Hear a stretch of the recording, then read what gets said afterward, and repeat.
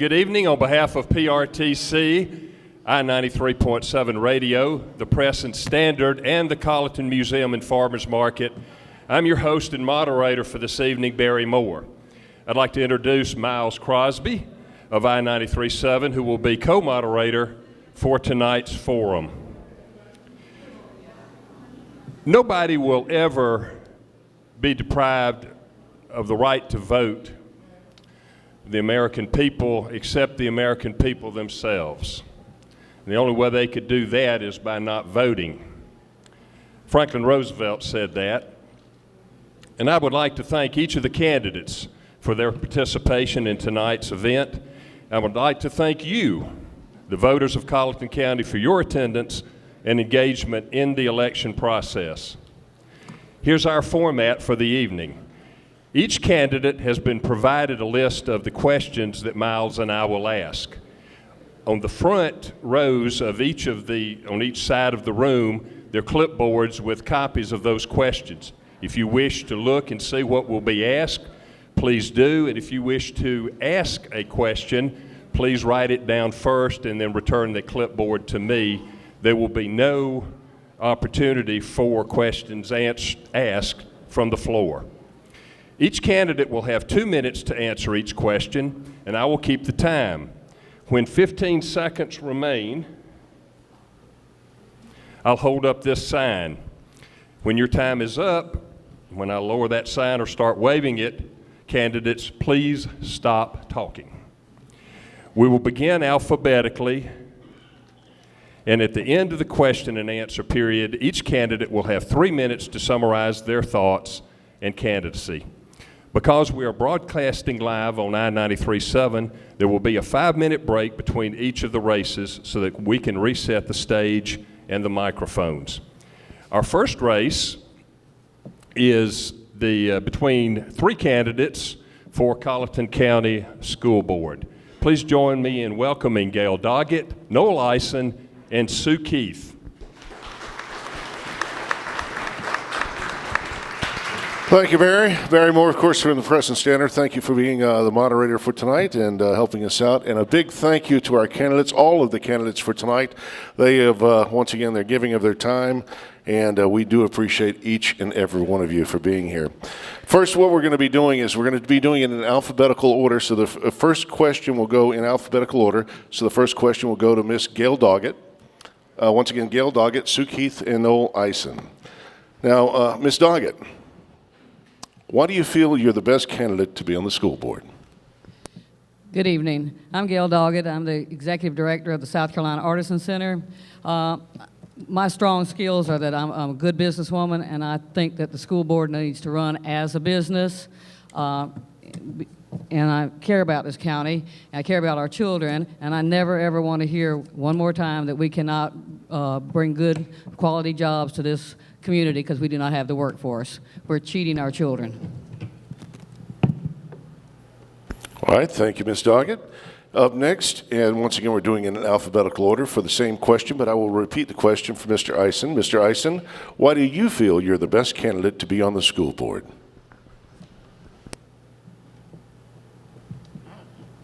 I believe I am uniquely qualified to be on the school board because I have 3 years of experience working in the schools with the teachers and the principals and the students. It started 5 years ago when we went to James Island to visit our granddaughter's school. As we were walking down the halls, I noticed artwork, drawings, poems, short stories, science projects, really nice stuff. And I told my wife, it's a shame more people can't see this. Well, that weighed on my mind for about a week. And finally, I came up with an idea called School Zone. School Zone was a program I got Barry at the Press and Standard to go along with. It was a full page of nothing but color pictures of the various activities going on in the elementary schools.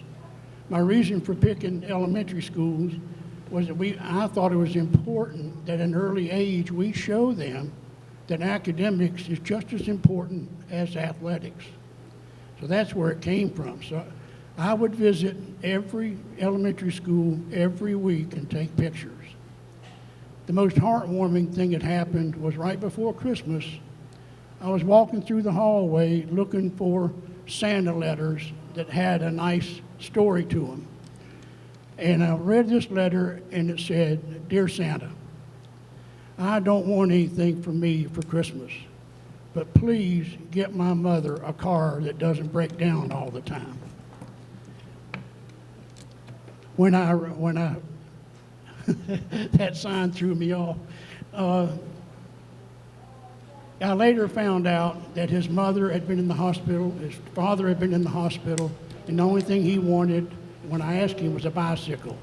I got him that bicycle and gave it to the parents to give to, like it was Santa. Time. Thank you very much. All right, once again, up next, the same question. This is from Ms. Sue Keith. Ms. Keith, why do you feel you're the best candidate to be on the school board? Good evening. When I saw that District 3 was going to be an open race, I said to myself, they need to get somebody good to run for that seat. Well, with apologies to all my English teachers and Miss Janice Blocker, they is us. We must be involved in our schools. I have been. Ever since we moved here, through the Booster Club, volunteering in schools, there aren't too many athletes I didn't see and take a blood pressure on. I kept score for the volleyball team. But I am a product of, my family is a product of, my grandson is a product of public education. I believe in it. I also have 40 years of management experience dealing with budgets, multi-million-dollar budgets, personnel, and most importantly, accountability. Thank you.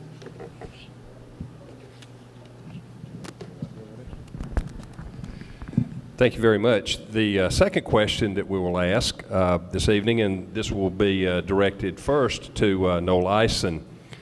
What is a school board member's role in governance of the school system and how our children are taught? The school board plays many roles in running the schools. The first obligation it has is to select and appoint a superintendent of schools. The board is also responsible for the education of all the students. They select the classes that are going to be chosen and which are submitted by the superintendent. The board takes necessary action to continue to improve the schools. The board strives to provide facilities and services that will support a good educational program.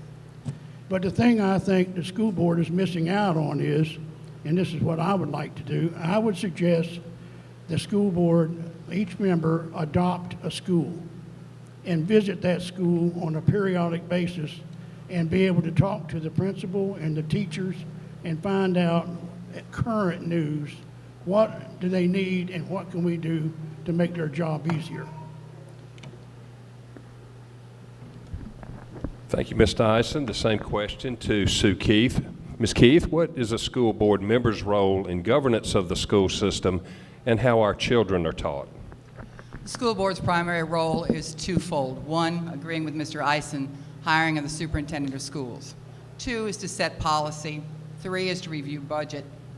We do not have direct responsibility of educating the children on a one-to-one basis. I am not qualified to be a teacher. What I am qualified to do is to monitor performance, troubleshoot, look for issues. If a family member says, I need to tell you about Miss Randall's over at that middle school, I will listen to that family member. And then I will go to Dr. Foster and say, I need a resolution of this. Can you tell me what's going on? I don't let things lie for a while. Oh, I hope that's the right verb. I will follow up on it. I will ask Dr. Foster, where are we with Miss Randall's? How is she doing? Is that problem resolved? And please excuse me for using Miss Randall's, but she is my daughter and she is a teacher at the middle school. Thank you very much. Gail Doggett, the same question. What is a school board member's role in governance of the school system and how our children are taught? I agree totally with Sue on that the school board's role is not on a day-to-day basis of teaching our children. Our role, as I work for my jobs, both of them, I work at the pleasure of a board. The board's job is to hire somebody they think can do the very best job possible, set policy, set a plan, a business plan. As I mentioned, it should be run as a business. You need 2-year, 4-year, 10-year out plans. And with those plans, then that's the school board's job to monitor the progress of those plans under the direction of the superintendent. I can't possibly imagine that my board president would come tell me who I should hire or not hire or things like that. We should be trusting our superintendent. Thank you. All right, for our next question, it's a 3-part question, and at any point, any of the candidates need me to repeat some of the question, I'll be more than happy to do so, okay? First, what went wrong with the Bells Elementary School building project that caused a cost overrun? Could it have been managed better? And as a board member, what would you have done to make the project more cost-effective and timely? Ms. Keith? For football fans in the audience, I am not a fifth quarter quarterback.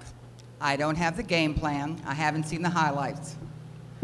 What I think we can do from the Bell situation is learn and go forward. Make sure that we have, for all our capital, renovation, building, and even equipment, multiple bids, that we look for the reputable firms, and that any contracts we sign have a penalty clause. I do not believe in casting stones backwards. I was not there when the decisions were made. I was not privy to the information the board had, so I cannot completely answer your question. Thank you, Ms. Keith. Ms. Doggett, it's going to be the same question. I will repeat it, and as I said earlier, if you need me to repeat part of the question as you go along, I'll be more than happy to do that. What went wrong with the Bells Elementary School building project that caused a cost overrun? Could it have been managed better? And as a board member, what would you have done to make the project more cost-effective and timely? Again, I have to agree with Sue. I was not there from the beginning. I have not been privy to the contracts at all. I have no idea what they said. All I have is my research, going back and reading, and the timelines when things changed. But I'm with her. I'm not second-guessing anyone. I hope that the next time this is a valuable lesson, and that we will have an ironclad contract with a reputable contractor. And we'll have an overseer that can make sure that happens, that's looking after the best interest of the school system. Thank you, Ms. Doggett. And finally, Mr. Eisen, it's going to be the same question, which I will repeat one more time. And like I said, if you need me to repeat it as you're answering, that's fine too. What went wrong with the Bells Elementary School building project that caused a cost overrun? Could it have been managed better? And as a board member, what would you have done to make the project more cost-effective and timely? Mr. Eisen. I went back and researched the articles in the Press and Standard, and I feel like I could not find enough information to render who's at fault or what caused it. Before I render an opinion, I would like to have more information. I would like to know what were the other 3 bids. I would like to know who was the other companies. I would like to know how big were they, how substantial were they. I would like to know how and why the architectural firm that made the original estimate came back and asked for another $180,000.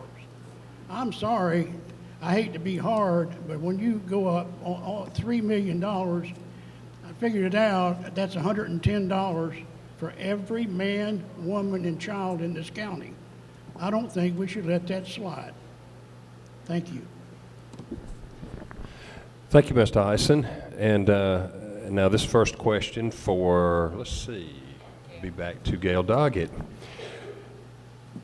Gail Doggett, why hasn't the school system been more effective in attracting and retaining teachers and bus drivers? Well, I'm not going to try to dodge the question, but I'm going to answer it kind of like the last question, in that I haven't been part of the system, so it's hard for me to cast any stones on how we attract or don't attract school teachers. But I have got a lot of friends that are teachers, good quality teachers in this county, and I've talked to them, and they say that a lot of these problems are that we attract young people, we have not prepared them for the small community, they don't know what they're coming into, and unfortunately, once they get here in the classrooms, they're not getting the support they need, particularly on the discipline side, and unfortunately, we also don't pay well. And that is where we are on the school bus drivers also. I went and looked back, and we start our drivers at $10 an hour. And they can't have but so many hours because they don't want to pay them benefits. Well, you know, that's precious cargo driving out there, and I'm just going to tell you, I'm not going to drive those children around for $200 a week, and I don't know many people that will, and that's about what they make. We've just got to do something about at least giving an incentive for some kind of health care or some kind of paid vacation. I don't know the answers, but I do know that I would not take that job. I pay my staff who sit in an air conditioner better than that, and they don't have the discipline problems. They don't have the overcrowding. I also understand that they're so shorthanded that sometimes the school buses will have to run two runs, and so the children pile into the bus trying to get on that first run so they're not so late getting home, and that is a huge safety issue. There's no part of me that wants my child to start at 5:30 in the morning and get home at 4:30 in the afternoon. Thank you.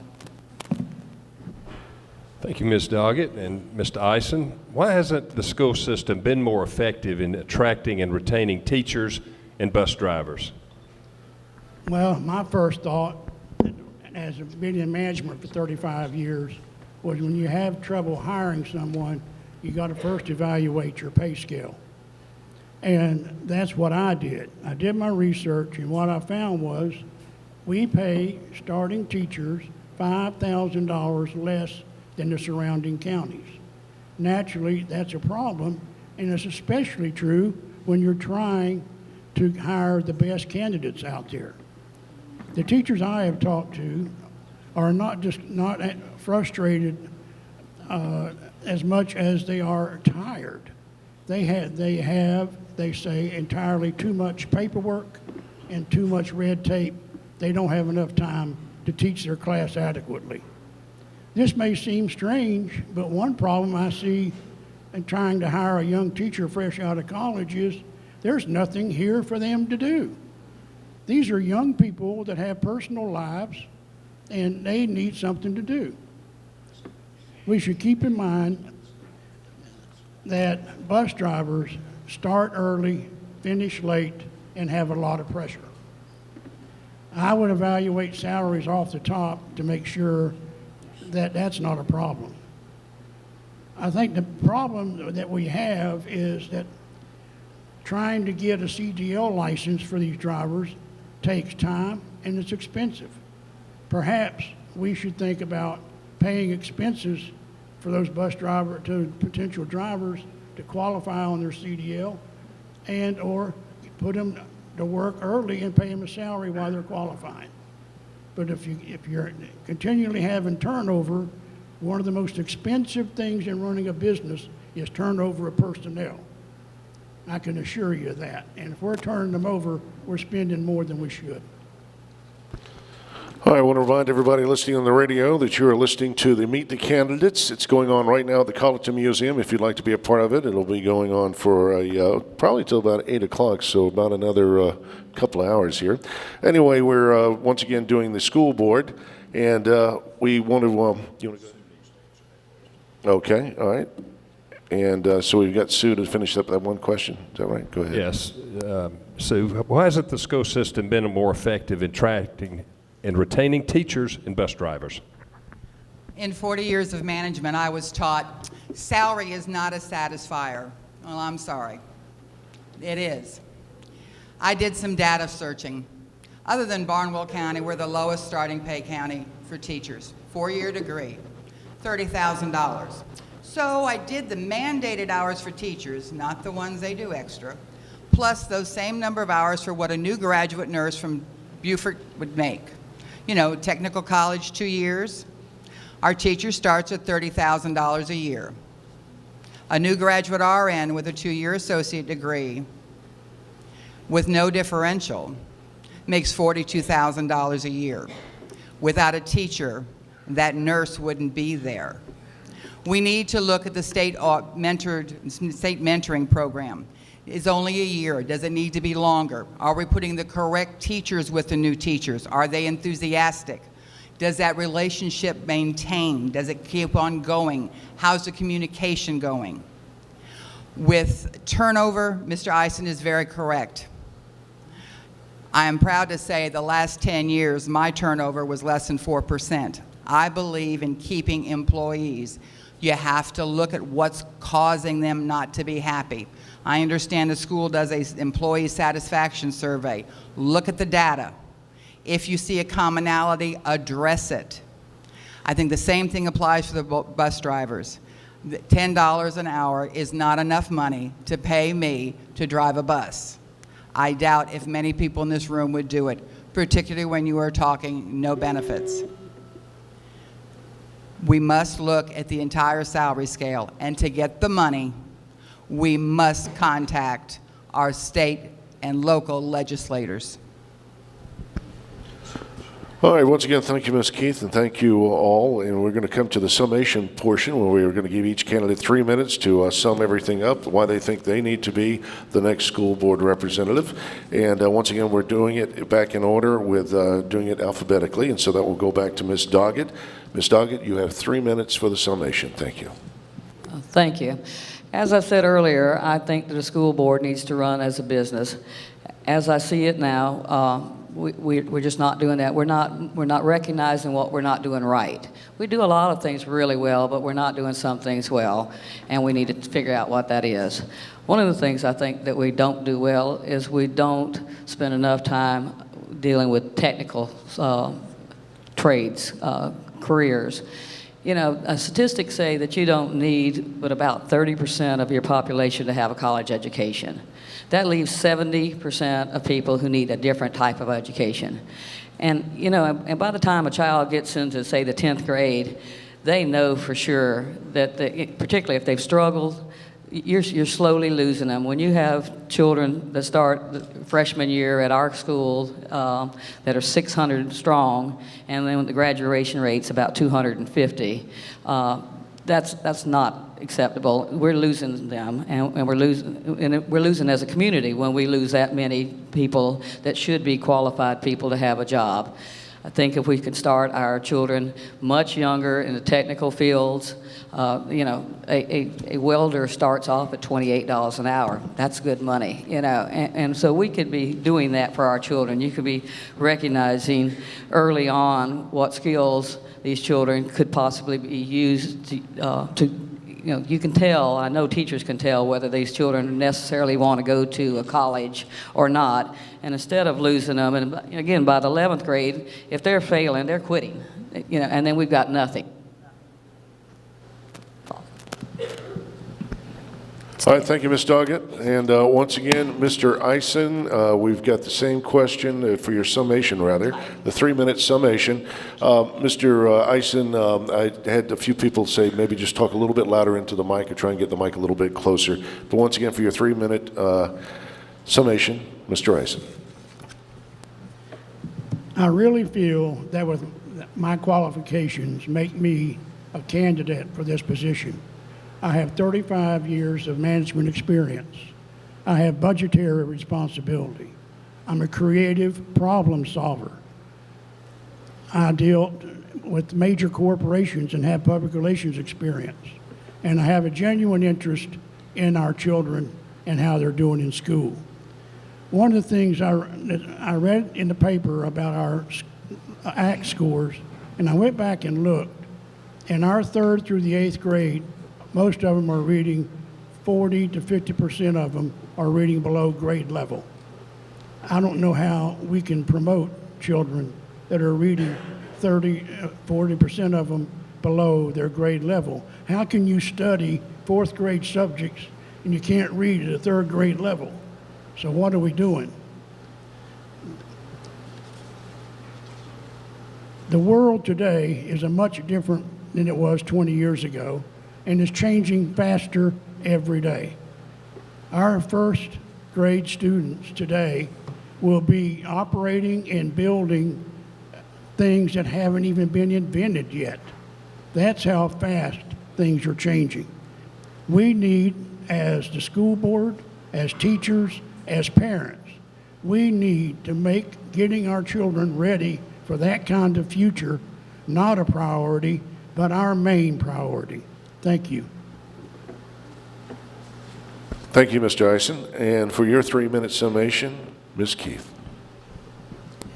I believe in Colleton County schools to the point that I volunteer in them. Last year I read to a bunch of third graders, and by the end of the year, all the kids at Bells called me Nana. You have to be involved in the schools. I have been. I also have 40 years of management where I was responsible for executing a budget. And if you've ever worked for a private corporation, you understand what that means.